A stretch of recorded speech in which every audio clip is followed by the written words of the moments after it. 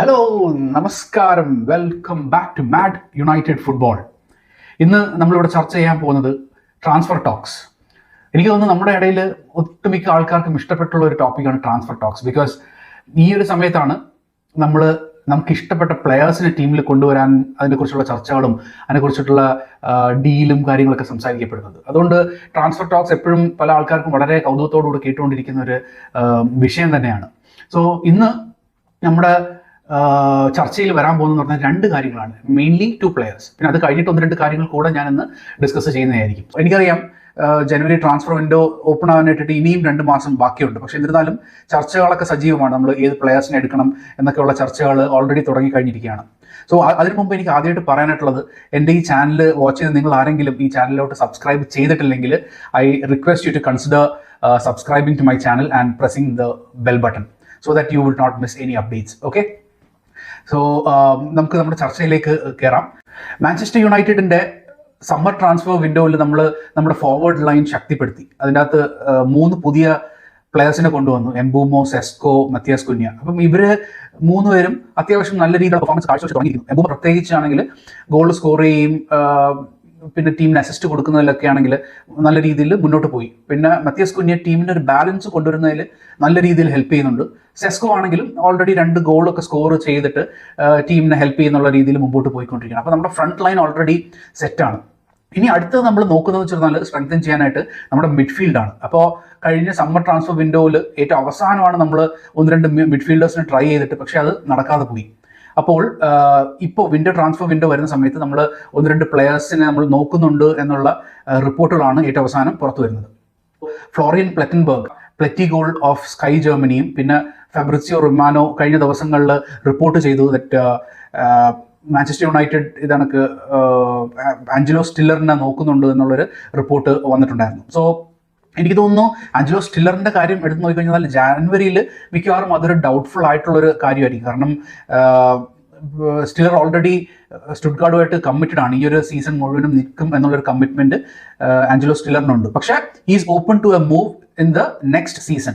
അടുത്ത സമ്മറിൽ ഉറപ്പായിട്ടും he is open to a move എന്ന് അറിയാനായിട്ട് കഴിഞ്ഞിരിക്കുകയാണ്. പക്ഷേ ഇതിനകത്തുള്ള കാര്യം എന്ന് പറഞ്ഞാൽ കോൺട്രാക്ട്, അതായത് സ്റ്റില്ലറിൻ്റെ കോൺട്രാക്റ്റിൽ ഒരു 31.5 മില്യൻ്റെ ഒരു റിലീസ് ക്ലോസ് ഉണ്ട്. അപ്പോൾ സ്റ്റുട്ട്ഗാർഡ് ഇപ്പോൾ ചെയ്യാൻ ശ്രമിക്കുന്ന കാര്യം എന്ന് പറഞ്ഞാൽ ഈ റിലീസ് ക്ലോസ് ബൈ ഔട്ട് ചെയ്യുക എന്നുള്ള ഒരു സ്ട്രാറ്റജി അവർ എടുക്കുന്നുണ്ട് എന്നുള്ളൊരു കാര്യമാണ് നമ്മൾ ലേറ്റസ്റ്റ് ആയിട്ട് അറിയാൻ കഴിഞ്ഞത്. അപ്പം അതുകൊണ്ട് എന്ത് സംഭവിക്കും, അടുത്ത സമ്മറിലേക്ക് ഇപ്പോൾ ഈ ഒരു ബൈ ഔട്ട് ക്ലോസ് ചെയ്ത് കഴിഞ്ഞിരുന്നാൽ അവർക്ക് അടുത്ത സമ്മറിൽ സ്റ്റില്ലറിനെ മാർക്കറ്റിൽ വെക്കുമ്പോൾ, അതായത് സെയിലിന് വെക്കുന്ന സമയത്ത് അധികം നല്ലൊരു പ്രൈസിന് ഡിമാൻഡ് ചെയ്യാം. മേ ബി ഒരു 60-70 മില്യൺ റേഞ്ചിൽ സ്റ്റില്ലറിന് ഡിമാൻഡ് വെക്കാൻ പറ്റും. അതുതന്നെയാണ് സ്റ്റുട്ട്ഗാർഡ് ഇപ്പോൾ നോക്കിക്കൊണ്ടിരിക്കുന്ന കാര്യം. പക്ഷേ എനിക്ക് തോന്നുന്നു ഒരു 60-70 മില്യൺ റേഞ്ചിലേക്കൊക്കെ പോയി കഴിഞ്ഞിരുന്നാൽ ഉറപ്പായിട്ടും Manchester United will walk away. കാരണം അത്രയും ഹൈ പ്രൈസ് കൊടുത്തിട്ട് എടുക്കാൻ പറ്റിയ ഒരു പ്ലെയർ ആണെന്ന് തോന്നുന്നില്ല. കാരണം is not premier league proven. നമുക്കറിയാം ഈ ഒരു സീസണിൽ നമ്മുടെ ഫോർവേഡ് ലൈനിലേക്ക് 2 പ്രീമിയർ ലീഗ് പ്രൂവൺ പ്ലെയേഴ്സ് വന്നപ്പോൾ അത് എന്തുമാത്രം നമ്മളെ ഹെൽപ്പ് ചെയ്തിട്ടുണ്ട് എന്ന് നമുക്കറിയാം. അതുപോലെ തന്നെ സ്റ്റില്ലർ വന്നു കഴിയുകയാണെങ്കിലും പക്ഷേ അതൊരു പ്രീമിയർ ലീഗ് പ്രൂവൺ അല്ലാത്തൊരു പ്ലെയർ ആയി മാറും. പക്ഷേ സ്റ്റില്ലറിൻ്റെ പ്രൈസ് കുറച്ച് കുറവാണെങ്കിൽ, മേ ബി ഒരു 40 മില്യനൊക്കെ സ്റ്റില്ലറിന് കിട്ടുവാണെങ്കിൽ, 40-45 മില്യന് കിട്ടുവാണെങ്കിൽ ഉറപ്പായിട്ടും മാഞ്ചസ്റ്റർ യുണൈറ്റഡ് ട്രൈ ചെയ്യും. പക്ഷേ ഈ ജനുവരി ട്രാൻസ്ഫർ വിൻഡോയിൽ അത് നടക്കുമോ എന്നുള്ളൊരു കാര്യം സംശയത്തിലാണ്. ബട്ട് ഇഫ് മാഞ്ചസ്റ്റർ യുണൈറ്റഡ് അത് വേണമെന്ന് നിർബന്ധം പിടിച്ചിട്ട് പോയി കഴിയുവാണെങ്കിൽ ഉറപ്പായിട്ടും അത് സംഭവിക്കും.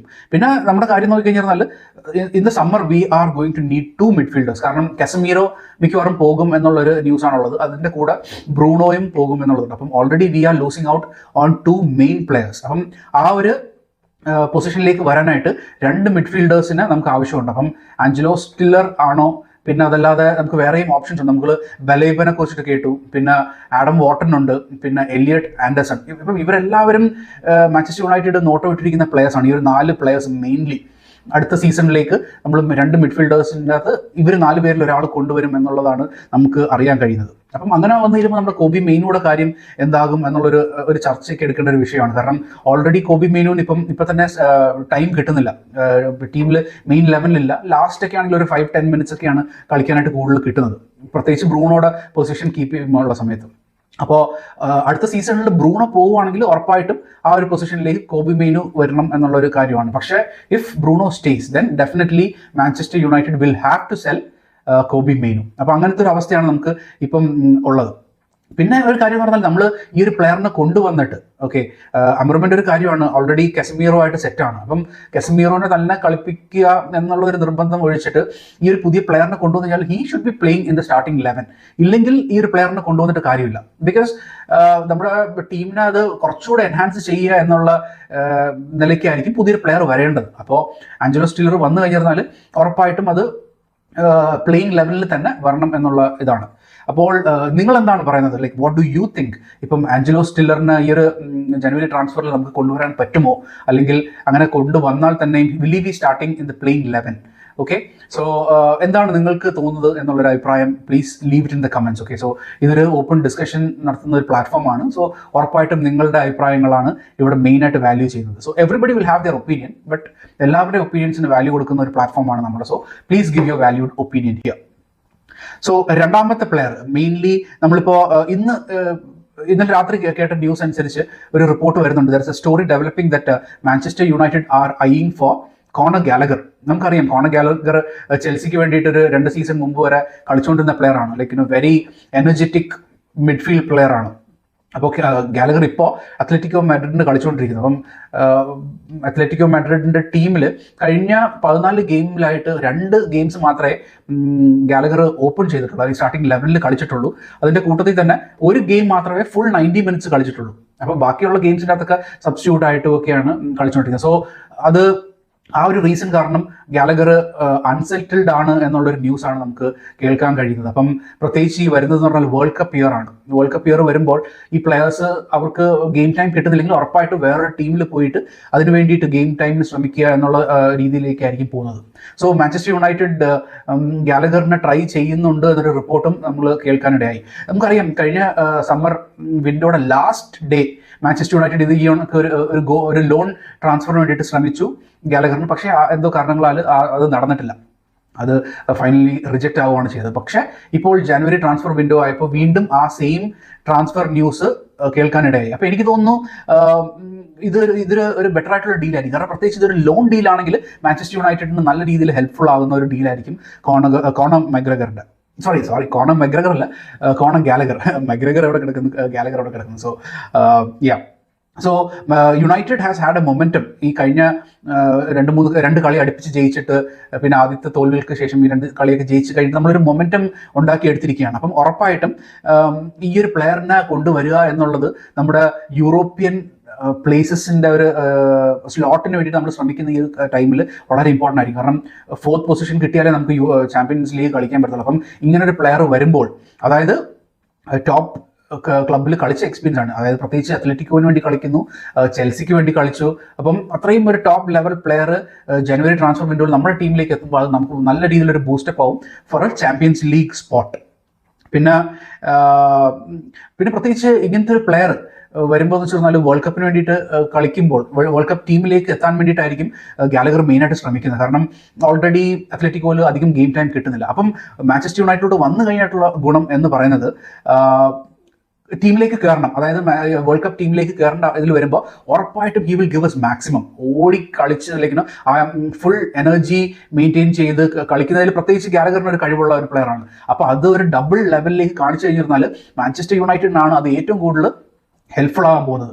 അപ്പം അങ്ങനത്തെ ഒരു ഗെയിം കാഴ്ചവെക്കുകയാണെങ്കിൽ ഉറപ്പായിട്ടും നമുക്ക് കൂടുതൽ വിജയങ്ങൾ സമ്മാനിക്കാനായിട്ട് അത് കഴിയും. പിന്നെ അതിൻ്റെ കൂട്ടത്തിൽ തന്നെ വേൾഡ് കപ്പ് ടീമിലേക്ക് എത്തിപ്പെടാനും അത് ഗാലഗറിനെ ഹെൽപ്പ് ചെയ്യും. സോ എനിക്ക് തോന്നുന്നു ഗാലഗർ എന്ന് പറഞ്ഞാൽ ഒരു എനർജറ്റിക് മിഡ്ഫീൽഡ് ഓപ്ഷനാണ് അമറുമിൻ്റെ സിസ്റ്റത്തിൽ. കാരണം നമുക്കറിയാം അമറും ആഗ്രഹിക്കുന്നതെന്ന് പറഞ്ഞാൽ ഒരു വളരെ എനർജറ്റിക് ആയിട്ട് ഓടി കളിക്കാൻ പറ്റുന്ന ഒരു മിഡ്ഫീൽഡ് ഓപ്ഷനാണ്. പ്രത്യേകിച്ച് ബലേബനെയൊക്കെ ആദ്യം നോക്കിയതിൻ്റെ മെയിൻ കാരണം എന്ന് പറയുന്നത് അത് തന്നെയാണ്. ആ ഒരു ഇൻറ്റൻസിറ്റിയും എന്താ പറയുക എനർജി എല്ലാം കീപ്പ് ചെയ്യാൻ പറ്റുന്നത്. പ്രത്യേകിച്ച് ഗാലഗറിൻ്റെ കാര്യം എന്ന് പറഞ്ഞാൽ ഹീസ് എ വെരി പ്രസ്സിങ് മിഡ്ഫീൽഡറാണ്. നല്ല രീതിയിൽ പ്രസ്സിങ് ചെയ്യുന്ന ഒരു മിഡ്ഫീൽഡറും കൂടെയാണ് ഗാലഗർ.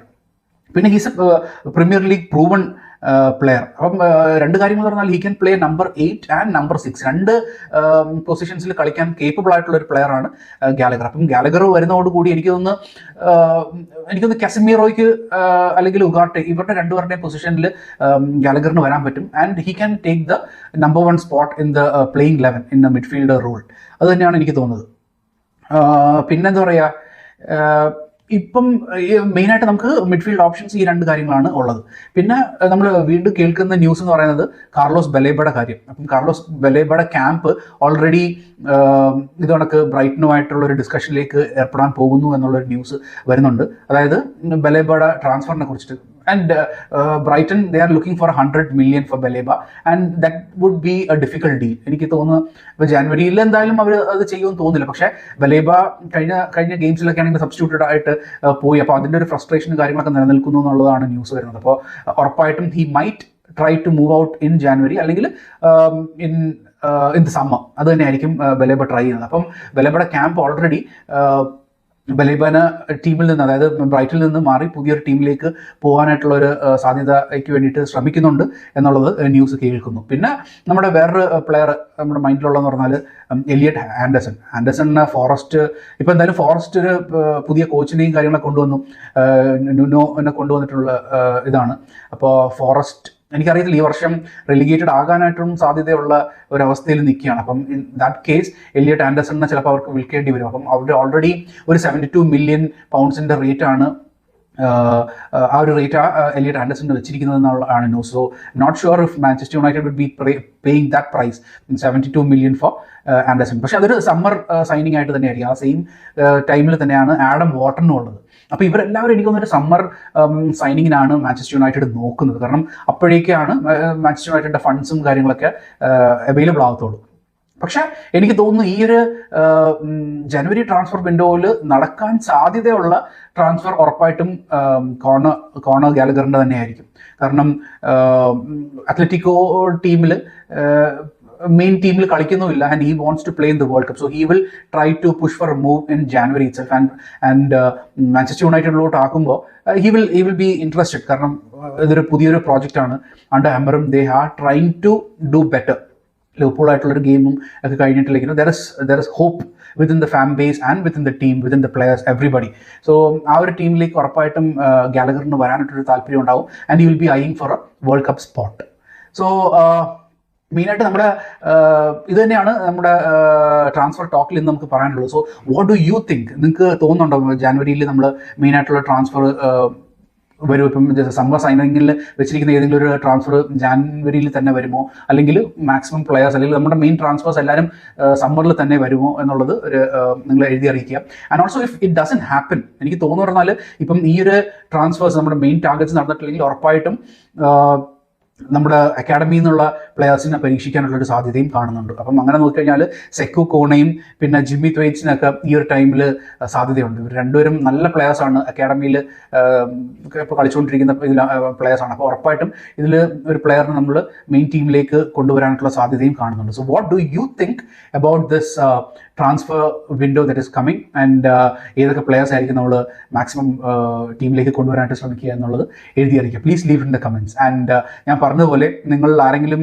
നമ്മുടെ ചാനൽ സബ്സ്ക്രൈബ് ചെയ്തിട്ടില്ലെങ്കിൽ I request you to please subscribe to the channel and press the bell icon for updates on Manchester United. So thank you so much for watching. So keep supporting. Bye.